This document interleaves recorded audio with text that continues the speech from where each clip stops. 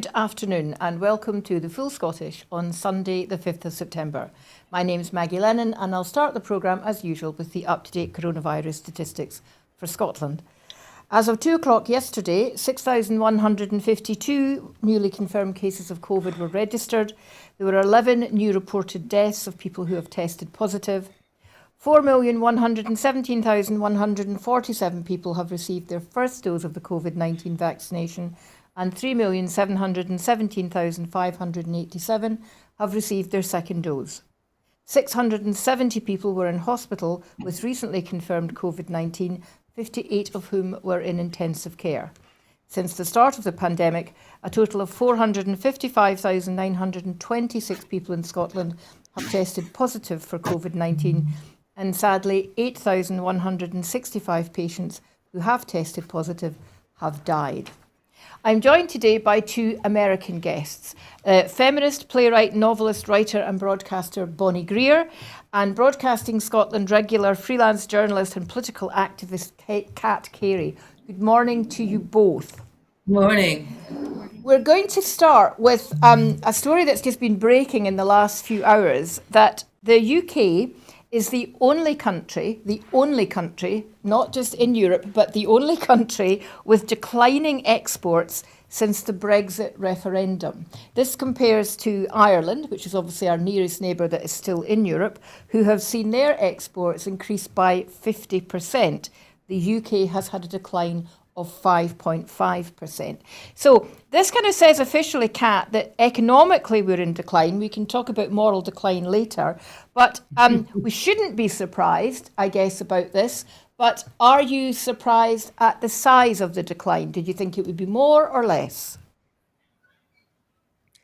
Well, I think that we probably haven't seen the end of the decline. I don't think it's going to lessen anytime soon. And I'm not surprised. I actually, in addition to everything else, I study European politics, and I just got done turning in a paper from where, they were writing about the historical context and just the context of the future relationship between the UK and the EU was going to damage the UK economically just because of the things that the UK demanded of it. And there's just, this is a surprise to no one. But instead of just prices going up, we were a little bit isolated from it inside the city, being in the little shops. But now we have to plan the time of day that we go to the store because the shelves are empty of the things we normally get in the afternoons each day. So, it's being felt everywhere. Yes, as you say, it's not just exports. But obviously, Scotland is an island. Britain is an island. We are an exporting nation. Exports are hugely important to us. So the fact that the decline in exports is hitting the economy is exactly the opposite of what the British government said. They said that Brexit would boost trade. That's what Boris Johnson promised, and it's seen exports decrease. So what do you think the long-term impact is going to be of this, Bonnie, let's say in the next year or so? Well, I agree with Kat. It was kind of insane to say that nothing was going to happen to the economy because this country is so tied up with the European Union. It was deeply tied up with the European Union. The European Union contributed to its quality of life. So to say that nothing was going to happen was, it was an example of what I think Brexit really is. It is a form of English nativism, English nationalism. And it was all tied up in that and centered in the north of the country and, north of England. I mean, people didn't want to go there. People don't want to talk about that because it's very delicate, but it really is. And, unless we face that, we won't understand how it happened. And it's been happening since the nation joined the union. So it's not sort of mysterious. But we need to look at English nationalism, which plays a big part in what's going on. We need to look at how the prime minister of the day performs Englishness, because that plays a big part of it. And we need to see, in a sense, how the political parties and I mean, I'm a Labor voter, so I'm saying this with sadness, that how the Labor Party, in a sense, didn't read the North correctly, because that's its heartland, I guess, as just as it didn't read Scotland correctly. So all of this is kind of meshed into what's becoming a catastrophe. I live in, right outside my window is the top of Great Marlborough Street, leading into Regent Street, leading into Piccadilly Circus on one hand, and my high street is Oxford Street and Oxford Circus. It's you can look and see that things are declining. And as Kat says, there's not certain things on the shelves, and it's hardwired in the British kind of psyche to take this. British people know how to do austerity. British people know how to grin and bear it. British people know how to keep calm and carry on, but they shouldn't have to. And that's what's going on right now. Well, you say British people know how to do austerity. Of course, austerity is a political choice made by governments. It's just the fallout that people have to deal with. Something like over 5,000 shops have closed in this year alone because of the COVID pandemic. So you talked about catastrophe. When you look at the impact of the balance of trade that Brexit is causing, on top of the additional costs the country is having to face due to COVID, it's difficult how to see we're going to have any kind of recovery that people have been trying to be bullish about. You mentioned, Kat, that there's nothing on the shelves. Shelves are really empty. I think we're all noticing that. Part of that is to do with the number of lorry drivers that now aren't available to work because mostly Eastern European lorry drivers who were working in the UK are not coming back. I read something yesterday that really concerned me. Andrew Keeble, who is a man who makes sausages for a living, not just locally in a small butcher, he owns some great big massive company that makes sausages. And he's decided that he thinks he needs prisoners to come and work for him. He wants prisoners to work for him to make his sausages. And if that wasn't bad enough, he even came out and said we should fast track Afghan refugees to do the kind of jobs that British people don't want to do. Kat, we haven't learned anything, have we? No, equating prisoners with refugees is a big problem in my mind. That's probably the first place I'd start with that. While we should make it easy for Afghan refugees to work and to find work and to find the work that they are skilled to do, when it comes to this import-export stuff, we also have to think about, I always think about the fisheries and how, the export business, how are they going to get young people? How are they going to get people to engage in this way of life? In Scotland, how much of the economy is fishing? A good part of it, because Scottish seafood is world class. And, this is just putting barriers where they didn't need to be. But also Afghanistan, like refugees from anywhere, not just Afghanistan, typically come with skills of their own. So just saying that to throw them into low-skilled labor jobs and to only allow them to do low-skilled labor jobs, I think is not in keeping with human rights standards that we should be aspiring to.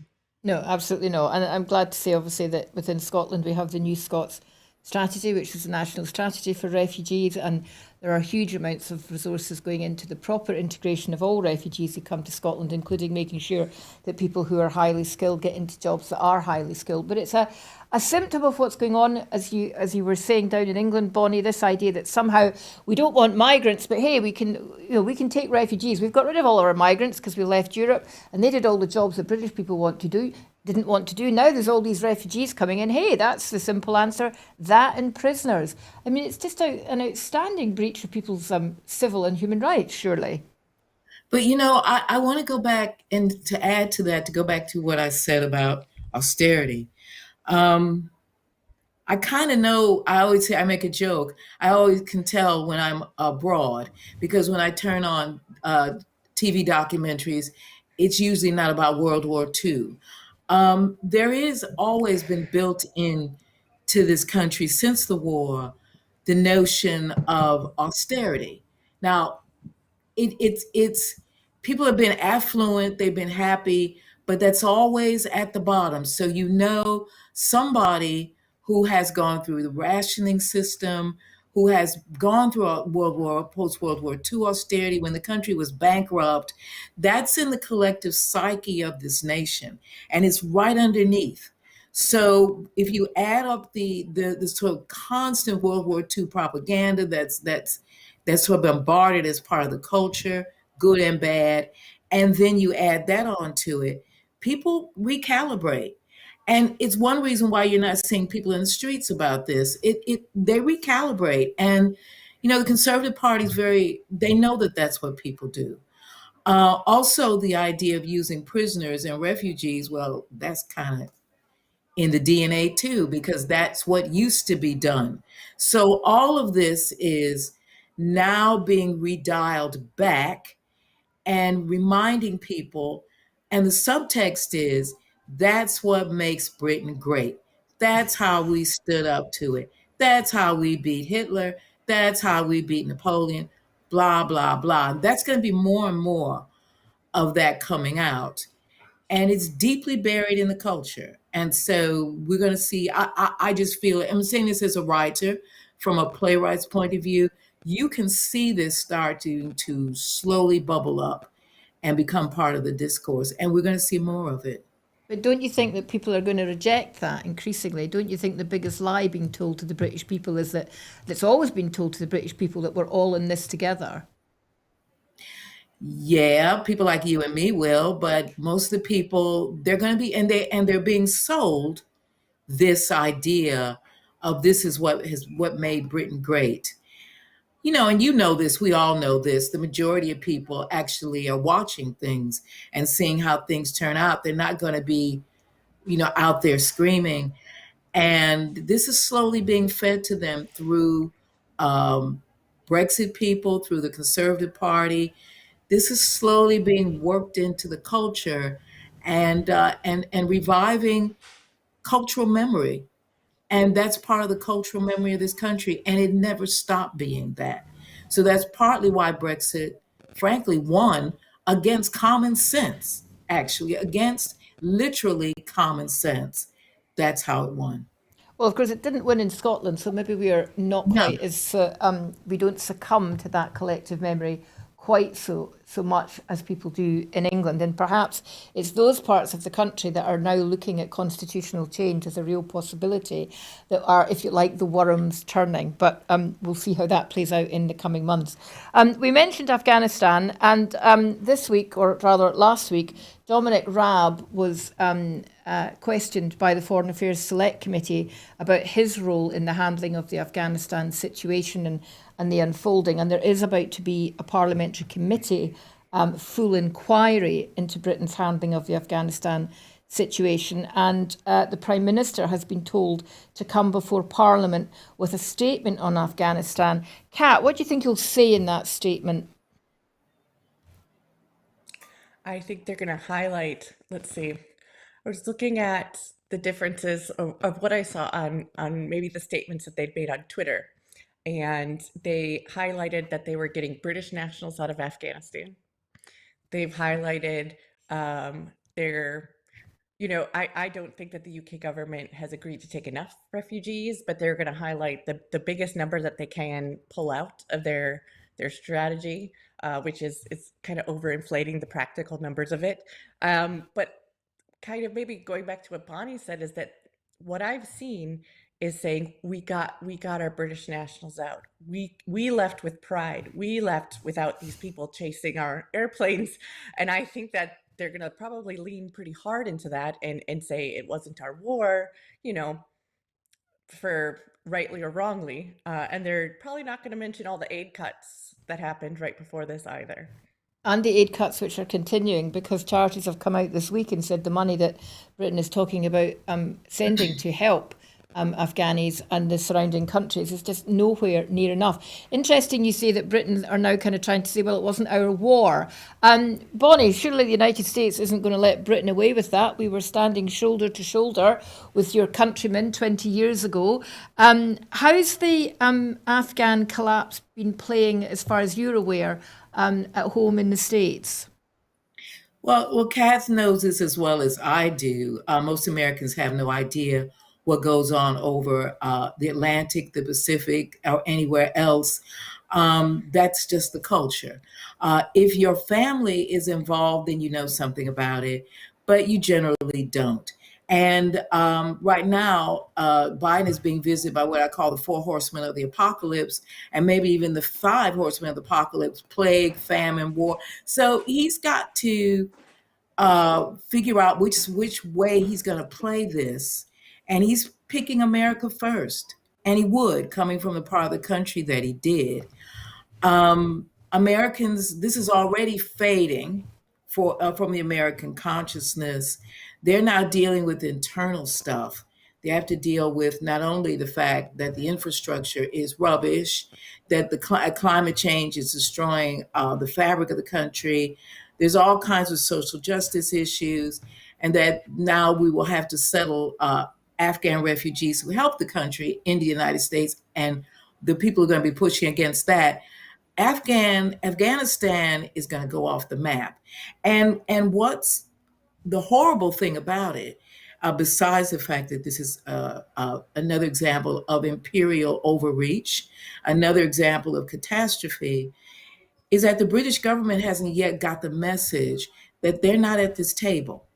And the sort of kind of juvenile comments that come out that you hear coming out number 10 about Joe Biden ain't helping, because Joe Biden is not actually enamored of this country, other than the fact that he used to be head of the Senate Foreign Relations Committee, and he's a diplomat. He understands the importance of the United Kingdom, but he's not in love. So poor old Boris, I can't stand him, but Boris needs to somehow figure out how he's going to maintain this status of special relationship, which probably will shift to Ireland, to be honest with you, and how he's going to actually play this catastrophe back home. Britain is out of this picture as far as the United States is concerned, and poor old Boris needs to get this message. Well, so we said that the Britain is in economic decline. It's definitely in moral decline. We've been discussing that for weeks on this programme, and it would imply what you're saying is that they're also in decline on their position on the world stage. And you're absolutely right. Biden was very clear when he became president that he was laying down the marker in terms of Ireland, and what was going to happen to the Irish border over Brexit. And he wasn't going to, there'll be no American trade deal if Britain does anything to affect the Good Friday Agreement. So yeah, that special relationship is maybe what we say in Scotland, it's the coat's on a sugary peg, so it might not last. That's beautiful. So the special relationships, jackets on a sugary peg, that's the official line. Do you think, Kat, that when we went into Afghanistan, one of the reasons claimed for going into Afghanistan was to get rid of Al-Qaeda, that it was to stop Afghanistan becoming a centre for international terrorism. Now that the Taliban have taken over again, do you think there's a greater risk of that happening? Pakistan are being very sitting on the fence about whether they're prepared to really support the Taliban or not. Do you think that area could once again become a breeding ground for international terrorism that makes the United States and Britain and all the other allies who were involved at greater risk? I think that's an area due to the terrain, due to the political instability that over decades. I do think that that's an area that's always going to be a point of risk. Will it be greater or less than because of the way that the U.S. left? I think that that ball was set in motion quite a while ago. In America, the will to leave Afghanistan has been there for over a decade, and Trump, as much as I don't want to mention him, all his touting of defeating ISIS came through deals with the Taliban. So this has been something that has been, that was put in motion quite a while ago. And, it's just not something. Is it a threat? Yes. Could this have been any other way? I don't know. The only thing I can think of right now is to protect the people that are there that need to get out, that were affected because of this war that started, when I was a teenager, and that has completely affected my entire adult life. I'm I'm glad that, I don't agree with Western powers going and imposing their values on another society. I think that we needed to go into, when we decided to go into Afghanistan, the whole world was in favor of it. Let's not equate this with Iraq. I think a lot of people are confusing the two, but I do think that what's going to happen is going to happen, and we need to figure out a way other than war on how to deal with it. Well, to be fair to You know, Biden, you know, to be fair to Biden, he came out and said last week that this would have a mammoth impact on UK foreign policy in the future.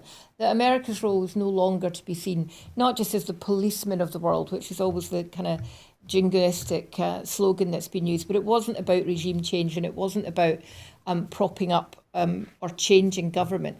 So, do you think, Bonnie, there's a real sense then that we're going to move to even a kind of isolationism policy of the United States that was, last century, the first half of last century? Or is it just going to be much more about domestic policy, not necessarily isolationist? I'm old enough to have lived through the Vietnam War. I remember the Cold War as a kid. War has been part of my life, and the United States has always had a romance about war. I was in New York City, where I used to live, about 2 weeks after 9/11, in my old neighborhood. I was making a documentary there. Uh, you had to remember at the time we had a Texan president, and there's no more Texan a person than a transplanted Texan. And that's what the Bush family are. Bush stood on top of a heap of rubble, which was in Lower Manhattan, and said, "We're going to smoke them out. We're going to chase them down." Well, that was the ethos. That's what people did. They chased them down, and they chased them down so hard and kept that so much in their mind that when Barack Obama announced that they had killed Osama bin Laden, it didn't make a blip because people were too involved in to chase them down, smoke them out, shoot them up. That's what America is. So when they figured out that actually they weren't going to chase them down, smoke them out, shoot them up, they got out, which is what happened in Vietnam. And this is the template of the United States. Isolationism, the United States is always in isolationism. In fact, there used to be a joke that Churchill spent more time in the White House than he did in Whitehall, just constantly telling the American people, you got to stay in this, stay with us until Pearl Harbor. And then they figured out how to hook, the United States hooked into that. So the United States is an isolationist country. It's very important to remember that we have a very deep romance about our place in the world and what we should do. We're very strong about that. It means a lot. But when it comes to the bottom line, it's America first, it's American service people first, it's American interests first, it's America first. And if Biden has to roll back, he's got an incredible Secretary of State, Foreign Secretary, in Tony Blinken, who was raised in Paris and who has said his French accent isn't even detectable by native speakers. So he's very much a European. But if this gets to be too much in terms of the domestic situation, the midterms are coming up at the end of next year. His poll numbers are going down. The left and the right of the Democratic Party are fighting with each other. If it comes all to that, it might be bye-bye world from Biden, and he's going to take care of what's going on in the United States. Well, one of the things that's going on in the United States at the moment and that has sent shockwaves through women's communities across the world was the near total abortion ban in Texas that has come into play since the introduction of their heartbeat law. This has been described as an attack on Roe versus Wade, which is the piece of legislation that gives legality to abortion in the States up to 12 weeks, I believe. But really, it's been seen more as an attack on women's rights and specifically on people who are offering abortion services and abortion care in Texas. Bonnie, you must be reeling from this news, presumably. Could you just very quickly for viewers who are sometimes a little bit confused about the relationship between federal law and state law in the United States, just put this whole thing into context with Roe versus Wade and where you think this might go? Okay, it goes back about 100 or so years. There are three amendments to the U.S. Constitution called the Anti-Slavery Amendments, and these amendments freed my ancestors from slavery and also allowed us to vote. It took 100 years to put one of the amendments into force, but it's there in place. Roe v. Wade was a test case testing whether the right to have an abortion was constitutional. The Supreme Court ruled that under, I believe, the 14th Amendment of the Constitution, which protects bodily integrity. In other words, my body belongs to me. It can't be enslaved or dictated to by anybody. My bodily integrity is mine. So therefore, Roe v. Wade is protected. It's called protected in the legal sense. And it's called also settled law. In other words, this law has been tested and tested and tested, and every Supreme Court has come up saying it's constitutional. This setting has decided not to rule until it sees harm, quote unquote, legal harm to a woman involved in that. And that's where it's probably, in terms of having to get the Supreme Court on board, having to face it. Unfortunately, and this is why I'm very angry with so-called people on the people on the so-called left during the 2016 campaign who campaigned against Hillary Clinton and allowed Trump to get in, is that Donald Trump set in motion a climate in which a lot of this anti-female legislation point of view came into being. He also had the crown jewel of any president, which is being able to appoint the Supreme Court, which is a lifetime appointment. Donald Trump appointed 3 conservatives to the 9-member Supreme Court. There were already, I think, about 2 on there. So the place is split. I could be wrong technically on the numbers, but the count is split. The head of the Supreme Court used to be the swing justice. In other words, he was the one who made the decision and broke the tie. He's no longer the swing because there is no tie. So these are the elections have consequences. Voting has consequences. Activism has consequences. And as someone who has lived through the time when abortion was illegal, I'm telling you now, women are going to get back out on that Underground Railroad where we used to be and make sure that women have their full rights. This is not going to stop anything. Kat, the new law means that abortion in Texas over 6 weeks is now not permitted. And campaigners have reckoned that that will affect about 85% of women from accessing abortion care, as most are not aware that they are pregnant within that 6 weeks. Other states have tried to bring in so-called heartbeat legislation, but it's not been permitted. But what seems to be really insidious about what they're doing in Texas, and this I think has a really nasty vigilante sort of underbelly to it, is it's actually trying to take the whole issue out of legislating, and it's giving the right to challenge abortion to individual citizens. So it incentivizes any private citizen in the US to bring a civil suit against an abortion provider or anyone who aids or abets that procedure. So it's not just affecting women's rights and women's integrity over their bodies, it's a direct assault on people who are providing abortion services in that state. It's empowering people who have money to impose their will on people who don't have money against their legal rights and freedoms. Because who's going to have time to and the resources to pay for these things? And who's going to have the time and resources to pay for abortions that are out of the shadows? This is, like Bonnie said, this is the legacy of Trump. This is why it was important to, Hillary Clinton was not my ideological choice, like my ideal choice for president. But did I vote for her? Absolutely, because I'm a grown-up. I make grown-up decisions. It's you have to be quite pragmatic when you only have a choice between 2 people for president. And perhaps worse than this Texas bill, which gives the legal system, or it gives the teeth or the enforcement to the citizens.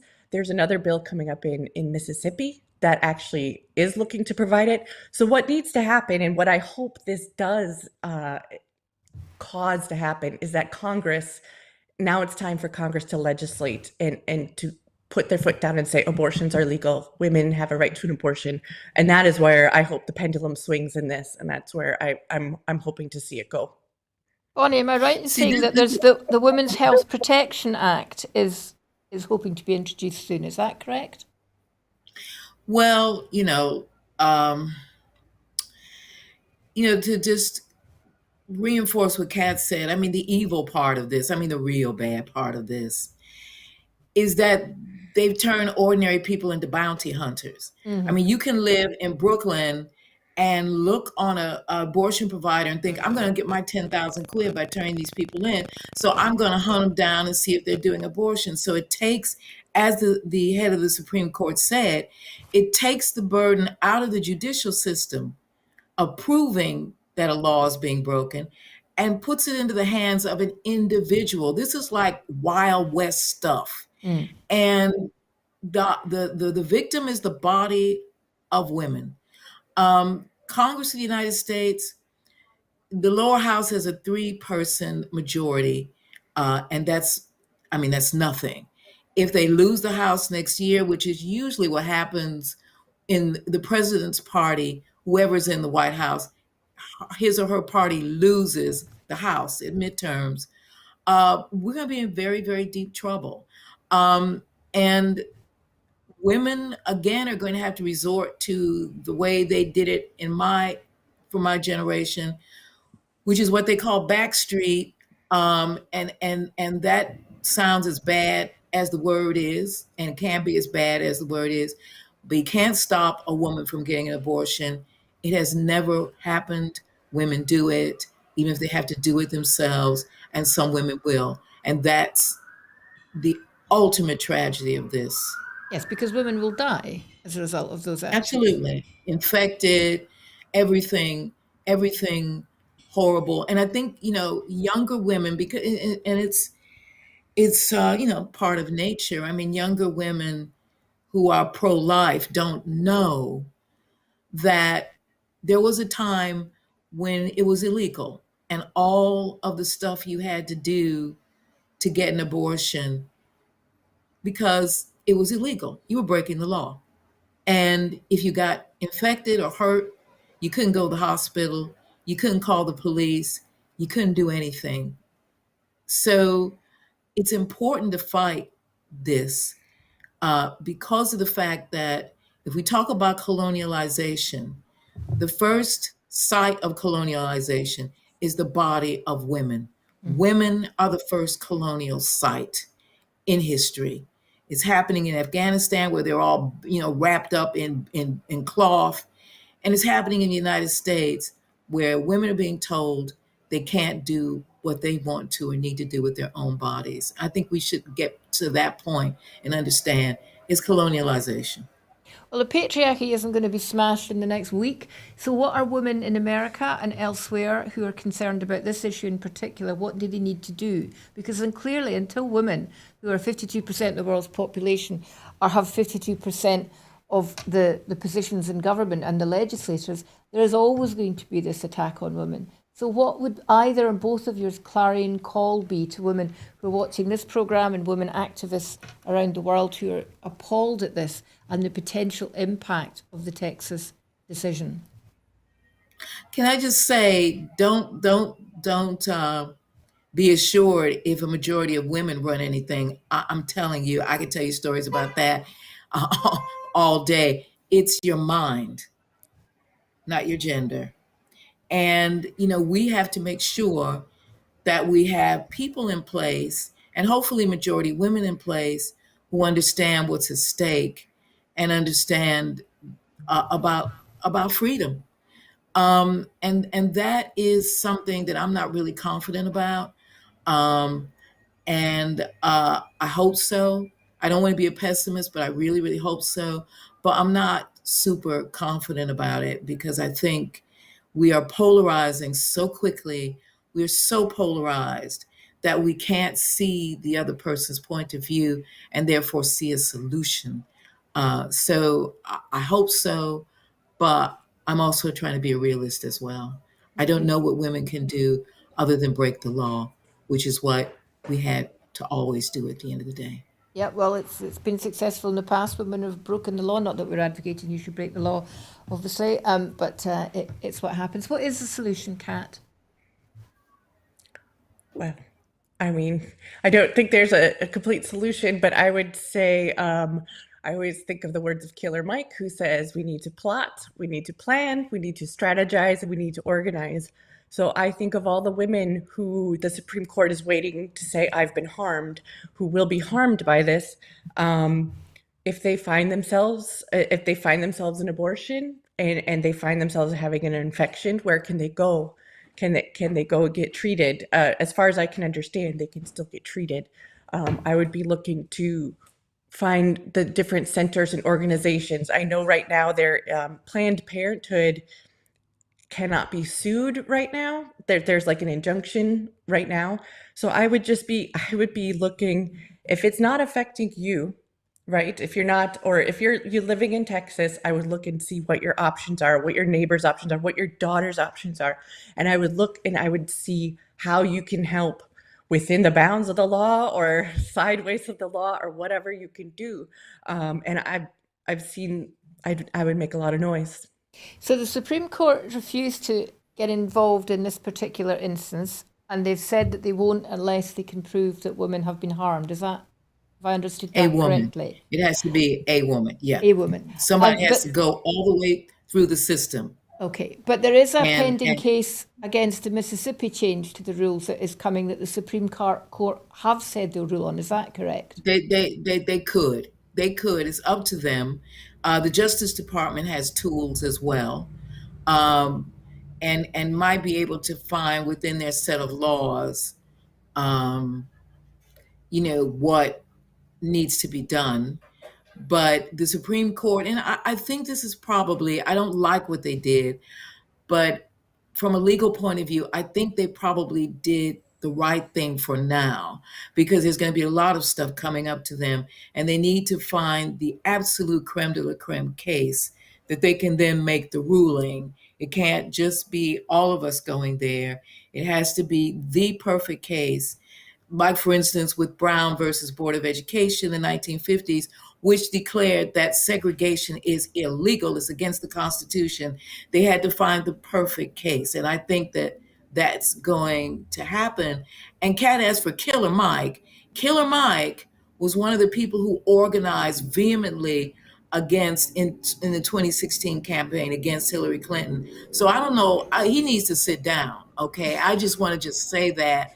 And again, I'm with you.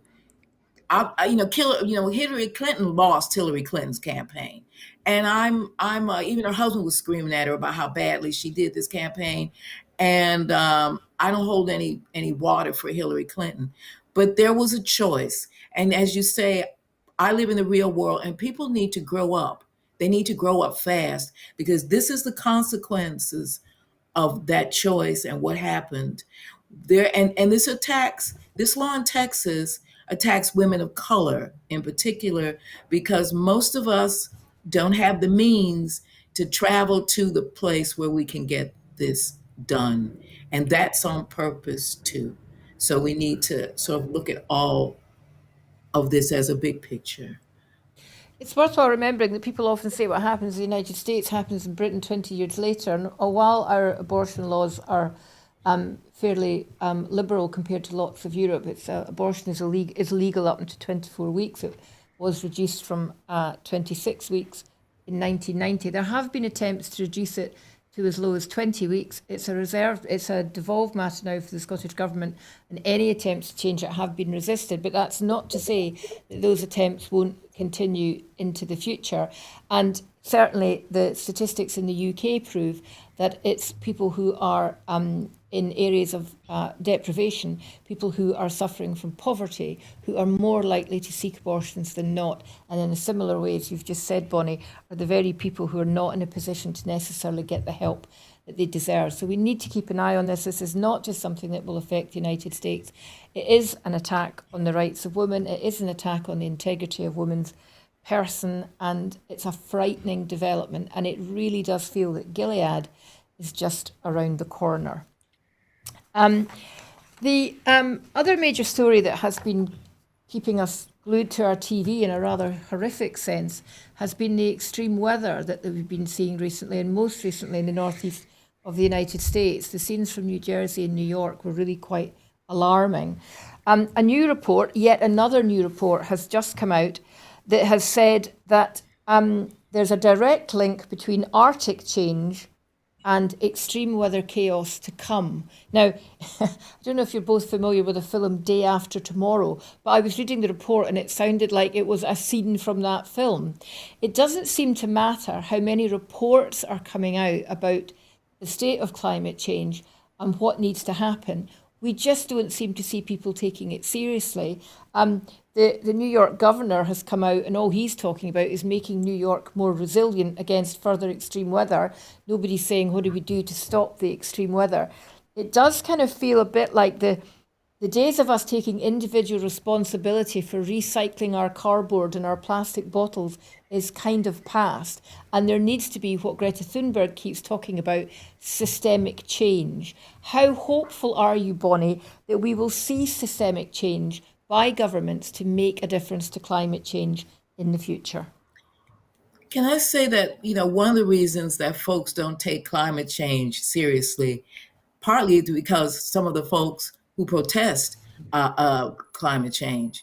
Like I say, I live in this part of London, and I saw people out protesting climate change, and their cause is good. Their cause is noble.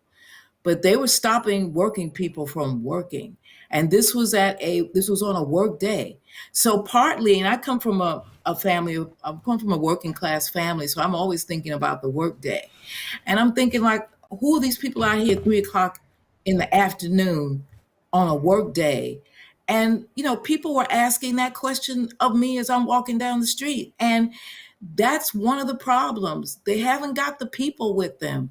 I mean, there are, I guess people are working. If you can make it so that people can see and they can feel that this impacts on their life and this matters, then this might really go where it needs to go.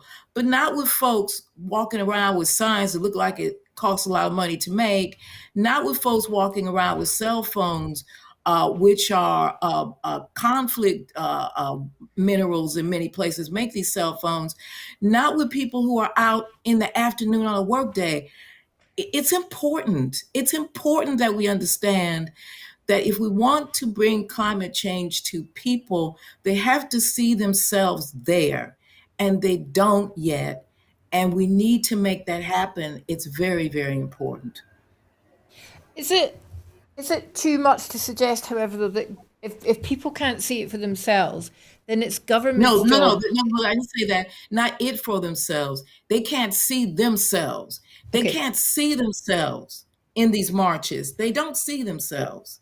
Okay. And So, this is, I'm talking about people of color that I know. I'm talking about working class people. Yeah, they're against climate change. They want to come out. They agree with the goals. They don't see themselves in the marches, and that's what I'm talking about. but doesn't government have to see them on their behalf, if you like, in terms of climate change, and put into place the kind of measures that are going to make it possible, especially for people, for example, on low income, to have the sort of financial help to make their own lives greener, if you like, to make sure that their houses are double glazed, to make sure that they're getting rid of gas central heating or oil-fired central heating, all the things that take money, but that shouldn't be up to individuals to afford. It has to be about government supporting that. Now, Kat, I can't believe that with all the financial pressures that are going to be, especially on Western governments following COVID, and in Britain in particular with the addition of Brexit, I just don't believe that the UK government is going to put that money where it needs to be with people. And so it feels a bit like, in the same way that the change in COVID has been, okay, we're lifting restrictions, so it's your responsibility now. It's up to you, people, not to get sick. There feels sometimes a sense that government goes, well, it's really kind of up to people to get involved with this. really, isn't this an issue that's bigger than individual people, and it has to be a sort of government approach? Well, so I think that what Bonnie said really rings very true to me, because when you study women's representation in politics, or any sort of representation or any political will being activated, you can't depend on the government to force it on the people, because then that usually has some sort of backlash, for better or worse. But you need the people to also show that they have a will and a memory for it. I think one of the good things about the school strike for climate is that seeing all those kids out there all over the world, people could see themselves. I mean, other children could see themselves, other school age people could see themselves taking a Friday off to protest for their future. I kind of agree that there's been a lot said against COP26. Like, let's try and move the focus to individual glazed windows and stuff is great, but it's really leaving the oil in the ground. It's industrial practices and things like that where there needs to be, I'm not sure what the answer is, because you need to have enough of the population activated saying, we want this change, we want our futures protected, to activate the government to, overcome this big business capitalist, just eating the planet sort of thing. So it really is the government and the people working together to say, hey, we know this is expensive. We know that this will cut into your profit margins and your GDP, but we need this for all of our futures. And will it happen in time? I don't know. And we're all become massive consumers. I mean, despite the fact that we've been through COVID and shutdown, there is signs that some parts of the economy are booming because people are consuming again. They're buying stuff, they're buying things that they may or may not need. And you only have to look at how upset individual people got because they weren't allowed to go on their summer holiday to the south of Spain as if it was their human right. Well, that attitude isn't going to change anytime soon, is it? It's not. No. And I mean, to go back to what Kat was saying, the school strike was beautiful because it was people. You could see people, different colors, nations all over the world actually reacting to this. But that's not the face of the movement. And the movement has got to figure out how it talks to all of us, how it reaches out to all of us. How do you tell a Nigerian a young person not to involve with the oil industry when the oil industry is their future? When they see the results of being involved with big oil, when they can see it, how do you explain to them that Lagos is going to be underwater at the end of the century if we don't do something? They need to see it, and they need to see their own say it, not the usual suspects who come out and talk about climate change as they wear their clothes made out of oil. Okay, so we need to have some faces who are there, who are representative of all of us, because that's how we human beings function. We need to see ourselves. We need to hear ourselves. We need to feel ourselves. If it's not there, they walk right past it. And that's the problem. It's also part of the problem, the fact that the predictions of the really extreme weather, the sorts of things that would make Lagos underwater by the end of the century, seem so far in the distance. And as human beings, we're not particularly good at looking. Politicians certainly aren't. Politicians are short term. They never really consider anything longer than the term that they're in Parliament for. They're always trying to make sure that when it gets to the end of that, they do something populist so they get back in. We're not particularly good at looking into the distance and thinking about our children or our grandchildren. We are, I think, in the West, increasingly selfish. There's some suggestion that the whole pandemic has made that worse, although we've seen some outstanding examples of communities being brought together. The pandemic has literally closed us down into our own small little bubbles or our own small little bubbles of family. And I think there's been a disconnect between that and the wider community. So is that part of the problem? It's not close enough to really affect us. And by the time it's close enough, it's going to be too late. And that people are just not as interested in those bigger picture things. And it may be for all the reasons that Bonnie said, that we're not hearing and we're not seeing ourselves in it. or is that a doomsday? Should we just all give up now, Kat? No, you're being realistic. I mean, we as a species are always 5 minutes from not being civilized. Civilization is a constant effort. We have to work at it all the time, every day. We have to work at being civilized. It's not something that is innate in us.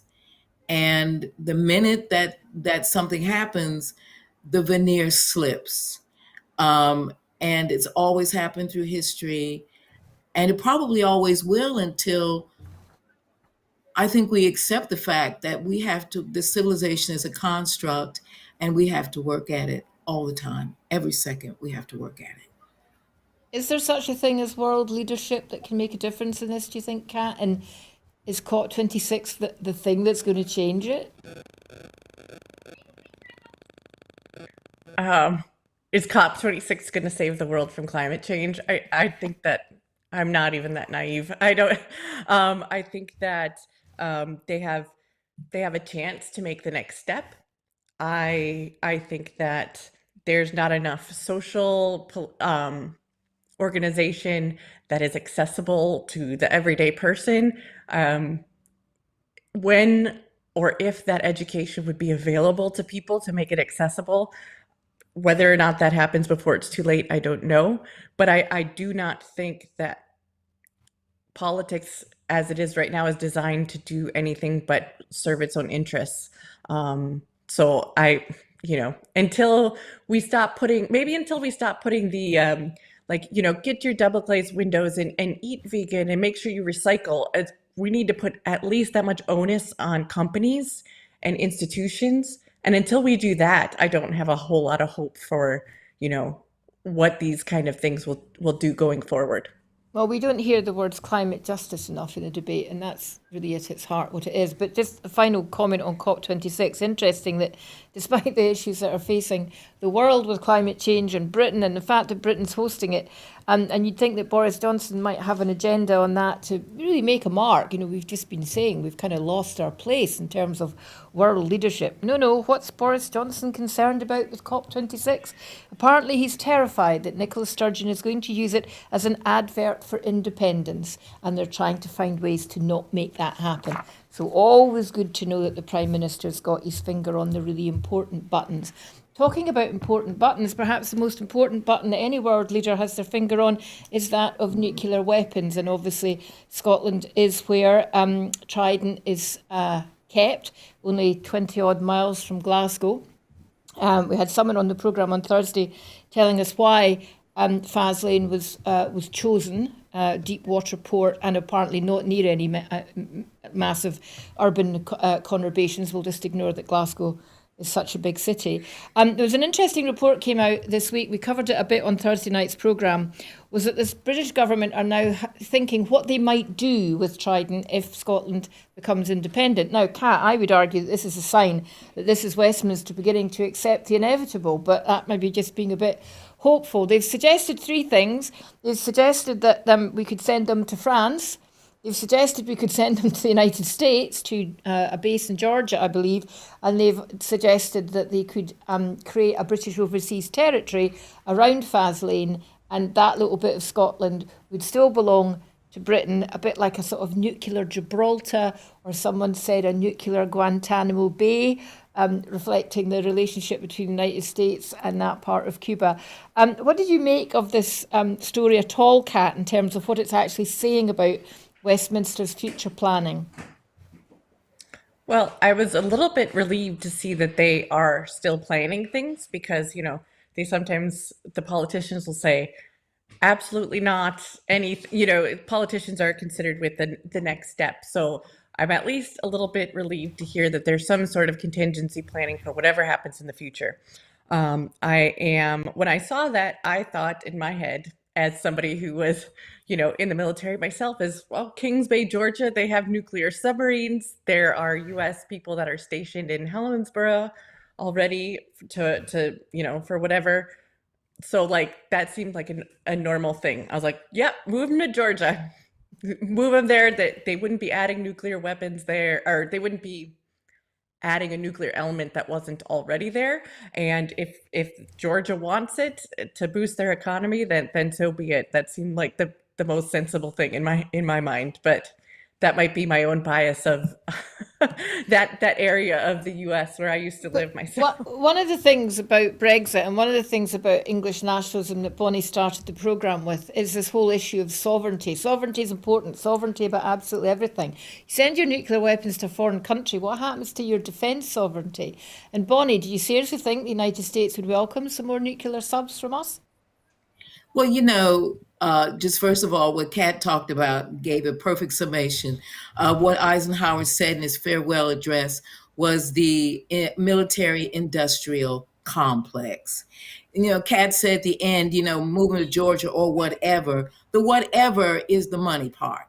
We know there's not going to be a nuclear war that Trident is going to be involved in. It's absurd, but there's money to be made. There is show business to be done. And that's what all of this is about. Hopefully, at some point, Scotland will say, let's bring the curtain down on this farce. But let's see. And poor Boris Johnson, like every prime minister, probably after he won, was taken to the back room and told, now this is the deal. This is all part of the special relationship. This is all part of it. Like they signed some agreement down in Cornwall, a enactment of an agreement. I forgot the name suddenly. This is all part of the theater of the whole thing.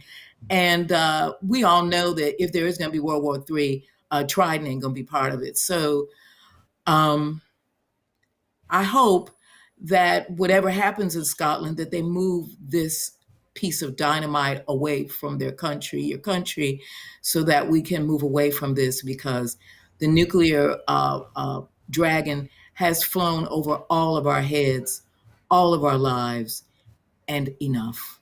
It's worth pointing out, because seeing as you're not based up here, that there's something like 70% of Scottish people object to Trident being here. So it isn't just split down the middle between those who support the Union and those that support independence. And the Labour Party in Scotland have come out very strongly against the renewal of Trident. But sadly, of course, the Labour Party didn't. And you said you were a Labour supporter. So are you disappointed that the party that was once absolutely associated with CND has now rolled back on that? And do you think it's time for Labour to rethink their support of nuclear weapons in Britain?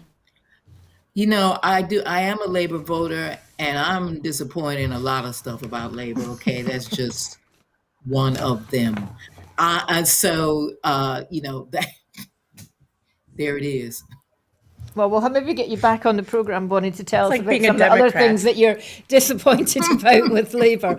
Anyway, we've come to the end of the programme. Thank you both very much for joining us. We've covered a lot of things. We finish the programme, as we always do, with an invitation for you to go online and check out the Broadcasting Scotland website. If you've enjoyed the programme today, remember, we don't get any state funding. We don't have anything like the budget the BBC does. We rely on individual donations. So if you've enjoyed the programme, you want to see more independent broadcasting in Scotland, then please go on to www.broadcastingscotland.scot/register and see if you can make a donation, a regular donation, or just a one-off. It will all be helpful. This week, the final touches have been getting put to the outside broadcasting unit. It's a fantastic, shiny van, and we hope that it will be coming somewhere near you in the future. Once again, thanks for watching. Have a lovely Sunday, and I'll see you tomorrow at the 7 o'clock evening show. Thank you and good afternoon.